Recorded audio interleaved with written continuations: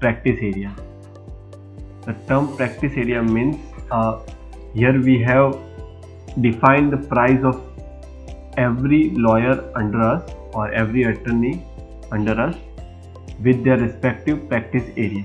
Okay, so as you can see here, okay, Josh on practice area of bankruptcy, it charged $100 per hour. Okay, same Josh for civil charge $210 per hour. So same way you will gonna create more records here for attorney. Okay, so let me create a quickly here one more record for Josh. I'll select Josh here.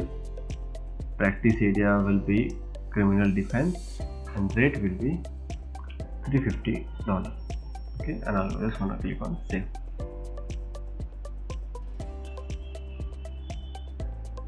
So you can see, let me go inside this and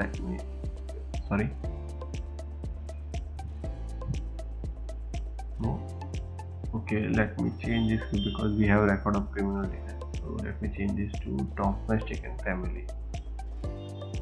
Okay, now we can see the record Josh Dillard, domestic and family charge $350 per hour. Okay, from this place it fetch a rate of that attorney for that selected practice area.